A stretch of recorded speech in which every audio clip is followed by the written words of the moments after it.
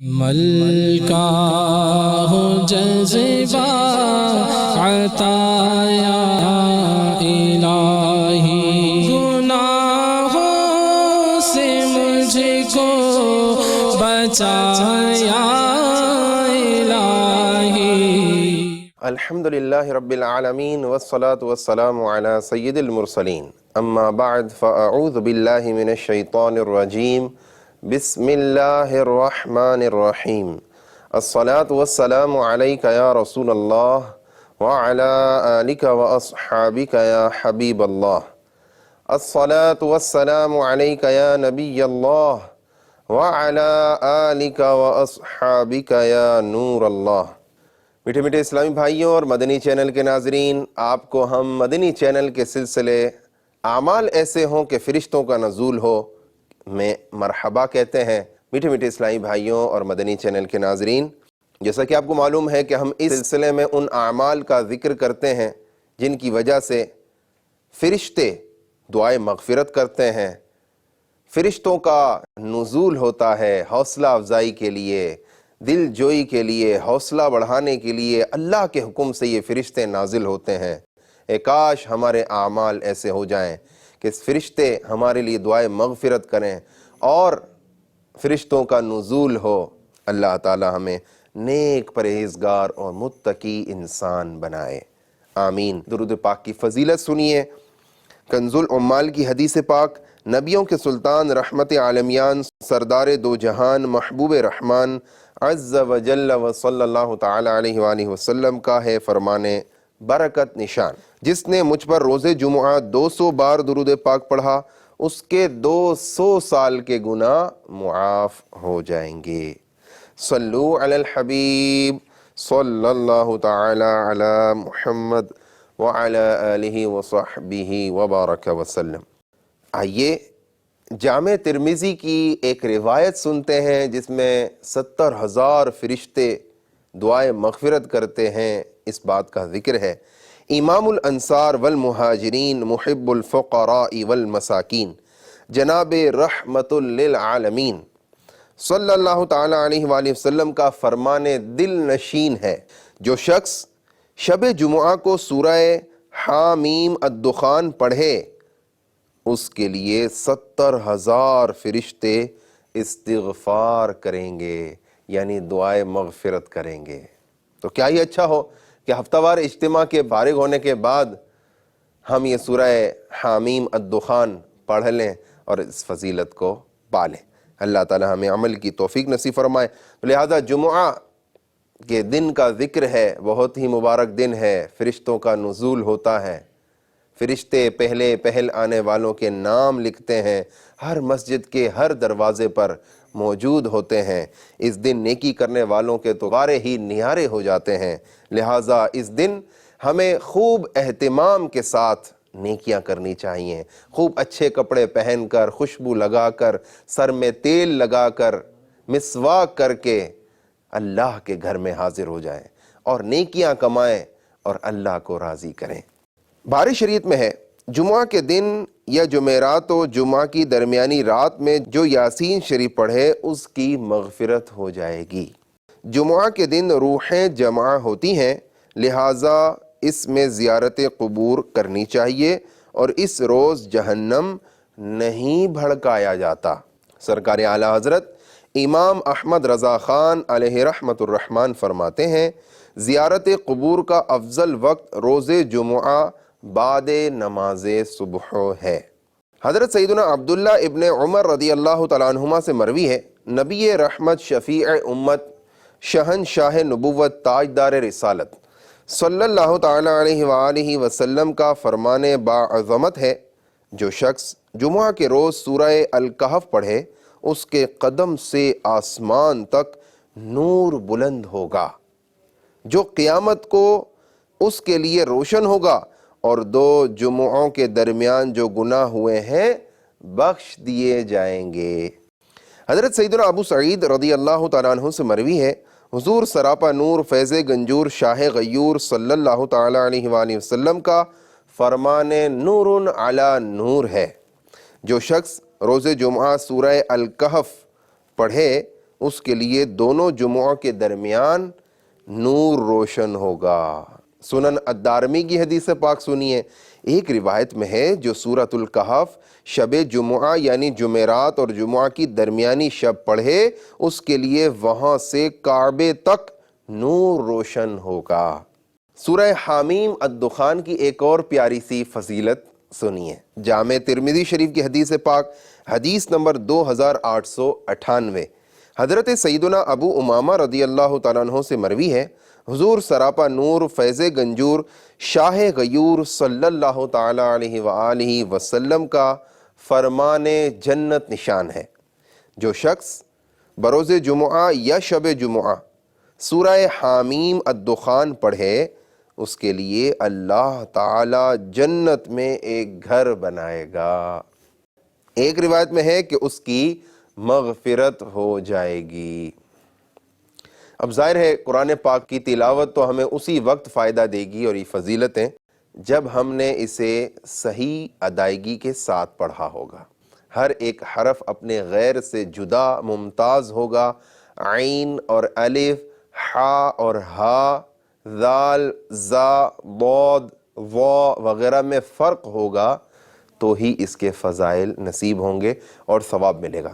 یاد رکھیے پیارے اسلامی بھائیوں، حدیث پاک کا خلاصہ ہے قرآن پاک کو غلط پڑھنے والے پر قرآن پاک خود لعنت کرتا ہے۔ جی ہاں، قرآن پاک اگر پڑھنا ہے تو صحیح پڑھنا ہوگا، غلط پڑھنے کی اجازت نہیں ہوگی۔ دیکھیں پیارے اسلامی بھائیوں اور مدنی چینل کے ناظرین، شاید اس وجہ سے بھی ہم پیچھے ہٹ جاتے ہیں کہ جی ہمیں تو قرآن پاک پڑھنا نہیں آتا تو اب ہم پڑھیں کیسے، ثواب تو ملنا نہیں ہے۔ یاد رکھیے قرآن پاک کو صحیح مخارج کے ساتھ پڑھنا سیکھنا چاہیے، کیونکہ قرآن پاک کو آپ نماز میں پڑھتے ہیں، سورہ فاتحہ پڑھتے ہیں، آیات پڑھتے ہیں، قل هو اللہ احد انا اعطیناک الکوثر، یا کوئی اور قل آپ پڑھتے ہیں، کیا ان کو صحیح مخارج کے ساتھ ادا کرنا ضروری نہیں؟ جی ہاں، کرنا ضروری ہے، اس کے بغیر تو کوئی چارہ ہی نہیں ہے۔ اگر آپ چاہتے ہیں کہ صحیح مخارج کے ساتھ قرآن پاک سیکھ لیں، دعوت اسلامی نے یہ خدمت پیش کی ہوئی ہے۔ آئیے، فی سبیل اللہ، کوئی فیس نہیں، اپنے علاقے کی مسجد میں دعوت اسلامی والے مبلغین کو تلاش کیجئے اور ان سے معلومات کر کے مدرسہ بالغان میں شرکت کر کے قرآن پاک کو درست مخارج کے ساتھ سیکھ لیجئے۔ دیکھیے، ہم نے میٹرک بھی کر لیا، ایف اے بھی کر لیا، یا ایف ایس سی کر لی، بی اے، بی کام وغیرہ کر لیا، ایم اے بھی کر لیا، پی ایچ ڈی بھی کر لیا، ایسی بڑی بڑی ڈگریاں حاصل کرنے کے لیے ہم نے شاید نیند کشا گولیاں بھی کھائی ہوں گی امتحان کے لیے کہ امتحان میں کامیابی حاصل ہو جائے۔ جب ہم دنیا کو بہتر بنانے کے لیے، روشن مستقبل کے لیے ہم نے اتنی کوششیں کی کہ اپنی نیند بھی قربان کی صرف دنیا کے لیے، اگر ہمیں وہ مشکل نہیں لگا تو پھر قرآن پاک سیکھنا کیوں مشکل لگتا ہے؟ آئیے تو صحیح، آپ کو دعوت اسلامی کے مبلغین الحمدللہ پیار و محبت سے پڑھائیں گے۔ یہاں بچے نہیں پڑھتے، صرف بڑے بالغ حضرات ہی پڑھتے ہیں اور اپنے قرآن پاک کو درست کرتے ہیں۔ لہٰذا قرآن پاک کو صحیح پڑھیں گے تو ہی اس کا ثواب اور فوائد حاصل ہو سکیں گے۔ تو سورہ حامیم الدخان جو جمعہ کے روز پڑھنی ہے، اس کی فضیلت آپ نے سنی۔ اس ضمن میں یہ میں نے چند مدنی پھول آپ کو عرض کیے۔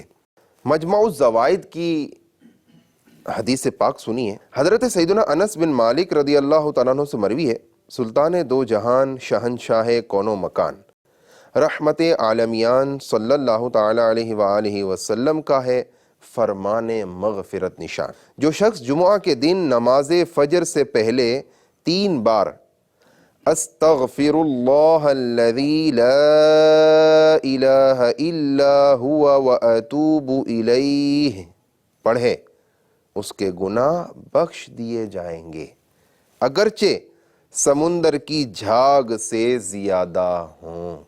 اللہ تبارک و تعالی پارہ 28 سورہ الجمعہ کی آیت نمبر 10 میں ارشاد فرماتا ہے، اعوذ باللہ من الشیطان الرجیم، بسم اللہ الرحمن الرحیم، فَإِذَا قُضِيَتِ الصَّلَاةُ فَانتَشِرُوا فِي الْأَرْضِ وَابْتَغُوا مِن فَضْلِ اللَّهِ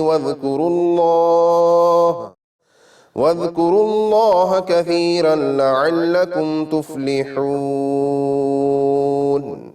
ترجمہ کنز الایمان۔ پھر جب نماز جمعہ ہو چکے تو زمین میں پھیل جاؤ اور اللہ عز و جل کا فضل تلاش کرو اور اللہ عز و جل کو بہت یاد کرو، اس امید پر کہ فلاح پاؤ۔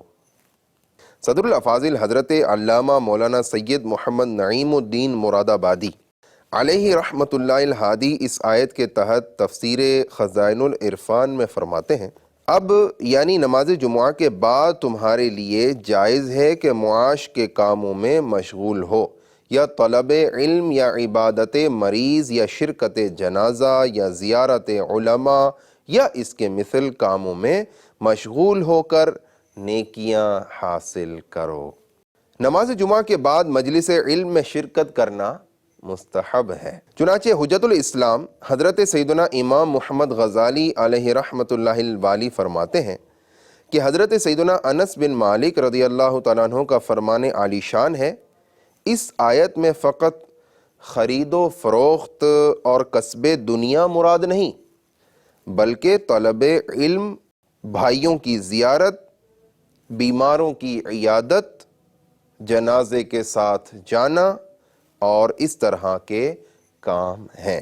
میٹھے میٹھے اسلامی بھائیوں، ادائیگی جمعہ واجب ہونے کے لیے 11 شرطیں ہیں، ان میں سے ایک بھی معدوم یعنی کم ہو تو فرض نہیں، پھر بھی اگر پڑھے گا تو ہو جائے گا، بلکہ مرد عاقل بالغ کے لیے جمعہ پڑھنا افضل ہے۔ نابالغ کے لیے جمعہ پڑھنا تو نفل ہے کہ اس پر نماز فرض ہی نہیں۔ یا غوث الاعظم کے 11 حروف کی نسبت سے جمعہ فرض ہونے کی 11 شرائط۔ نمبر 1، شہر میں مقیم ہونا یعنی رہائش پذیر ہونا۔ صحت یعنی مریض پر جمعہ فرض نہیں، صحت مند ہونا بھی ضروری ہے، اگر مریض ہوگا تو اس پر جمعہ فرض نہیں۔ مریض سے مراد کیا ہے یہ بھی سنیے۔ مریض سے مراد وہ ہے کہ مسجد جمعہ تک نہ جا سکتا ہو، یا چلا تو جائے گا مگر مرض بڑھ جائے گا، یا دیر میں اچھا ہوگا۔ شیخ فانی مریض کے حکم میں ہے۔ نمبر 3، آزاد ہونا۔ غلام پر جمعہ فرض نہیں اور اس کا آقا منع کر سکتا ہے۔ نمبر 4، مرد ہونا۔ مرد پر جمعہ فرض ہے، عورت پر جمعہ فرض نہیں۔ نمبر 5، بالغ ہونا۔ نمبر 6، عاقل ہونا۔ یہ دونوں شرطیں خاص جمعہ کے لیے نہیں، یعنی بالغ ہونا اور عاقل ہونا یہ خاص جمعہ کے لیے نہیں، بلکہ ہر عبادت کے وجوب میں عقل و بلوغ شرط ہے۔ عاقل ہونا یعنی سمجھدار ہونا، عقل مند ہونا۔ پاگل جو ہے بھلے وہ 20 سال کا ہے، 25 سال کا، اس پر نماز جمعہ فرض نہیں، بلکہ پاگلوں سے تو مسجدوں کو بچانا چاہیے، ان کو مسجد سے دور رکھنا چاہیے۔ نمبر 7، انکھیارا ہونا۔ جی، تو جو نابینا ہے بیچارہ، اس پر جمعہ کی نماز فرض نہیں۔ وہ کسی کے ہاتھ پکڑ کر کوئی سہارا لے کر چلا جاتا ہے تو بہت اچھی بات ہے، لیکن فرض نہیں۔ نمبر 8، چلنے پر قادر ہونا۔ پیر زخمی ہے یا لنگڑا پن ہے، اپاہج ہے، اس پر جمعہ فرض نہیں۔ نمبر 9، قید میں نہ ہونا۔ قیدی حضرات جو ہیں ان پر بھی نماز جمعہ فرض نہیں۔ نمبر 10، بادشاہ یا چور وغیرہ کسی ظالم کا خوف نہ ہونا۔ نمبر 11، مینا یا آندھی یا اولے یا سردی کا نہ ہونا، یعنی اس قدر کہ ان سے نقصان کا خوف صحیح ہو۔ جن پر نماز فرض ہے مگر کسی شرعی عذر کے سبب جمعہ فرض نہیں، ان کو جمعہ کے روز ظہر معاف نہیں ہے، وہ تو پڑھنی ہی ہوگی۔ اور یہ بھی یاد رکھیے، جمعہ کے دن ظہر کی جماعت کروانا جائز نہیں۔ ظہر کی جماعت نہیں کی جا سکتی۔ نماز جمعہ کے لیے اول وقت میں جانا، مسواک کرنا، اچھے اور سفید کپڑے پہننا، تیل اور خوشبو لگانا اور پہلی صف میں بیٹھنا مستحب ہے اور غسل سنت ہے۔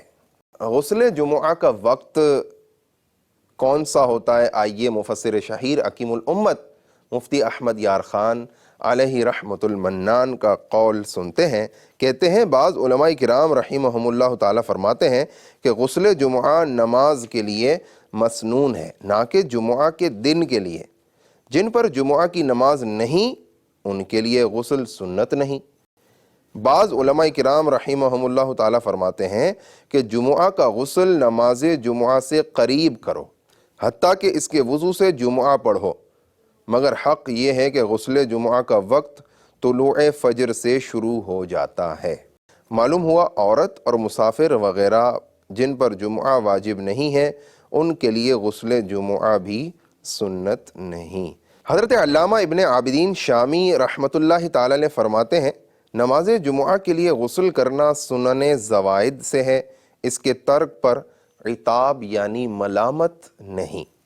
حضرت سیدنا سمورہ بن جندب رضی اللہ تعالیٰ عنہ سے مروی ہے حضور سراپا نور فیض گنجور شاہ غیور صلی اللہ تعالیٰ علیہ وآلہ وسلم نے فرمایا حاضر رہو خطبے کے وقت اور امام سے قریب رہو، اس لیے کہ آدمی جس قدر دور رہے گا اسی قدر جنت میں پیچھے رہے گا، اگرچہ وہ یعنی مسلمان جنت میں داخل ضرور ہوگا۔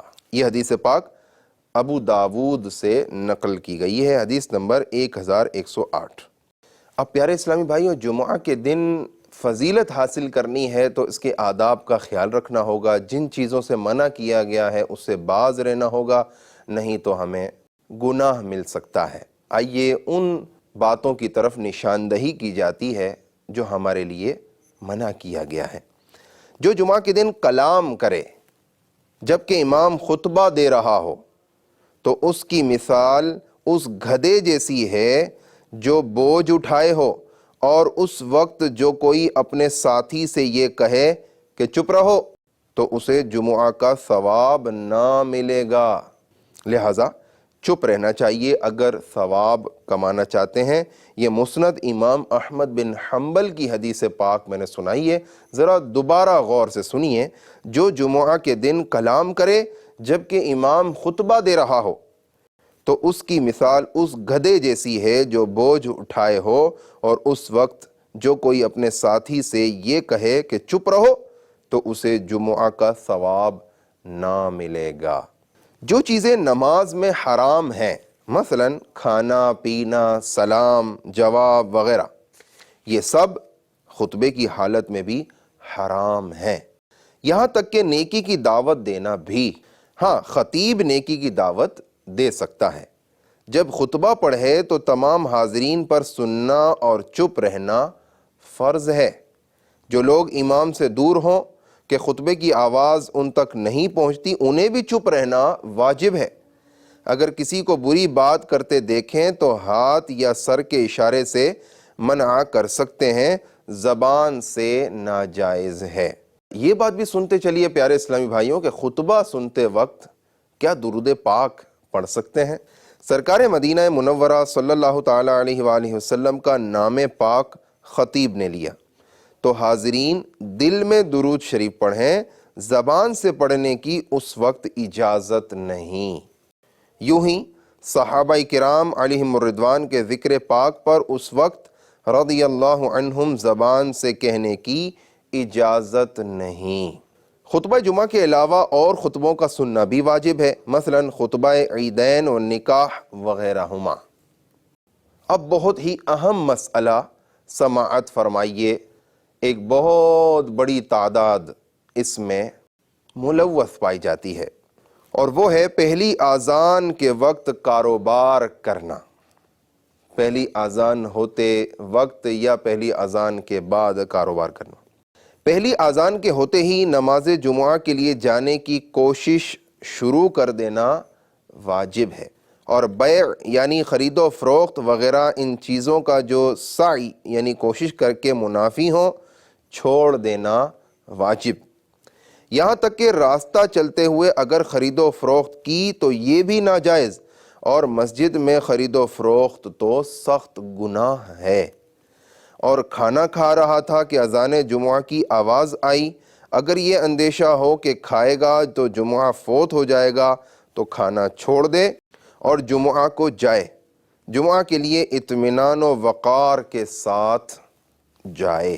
آج کل علم دین سے دوری کا دور ہے، لوگ دیگر عبادات کی طرح خطبہ سننے جیسی عظیم عبادت میں بھی غلطیاں کر کے کئی گناہوں کا ارتکاب کرتے ہیں۔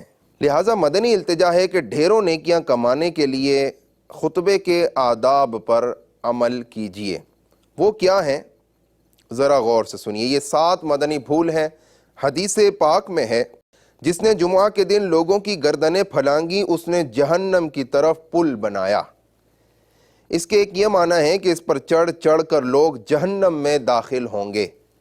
خطیب کی طرف منہ کر کے بیٹھنا سنت صحابہ ہے۔ بزرگان دین رحمہم اللہ تعالیٰ فرماتے ہیں 2 زانوں بیٹھ کر خطبہ سنیں، پہلے خطبے میں ہاتھ باندھے، دوسرے میں زانوں پر ہاتھ رکھے تو انشاءاللہ عز و جل 2 رکعت کا ثواب ملے گا۔ اعلیٰ حضرت امام اہل سنت فرماتے ہیں خطبے میں حضور اقدس صلی اللہ علیہ وآلہ وسلم کا نام پاک سن کر دل میں درود پاک پڑھے کہ زبان سے خاموشی فرض ہے۔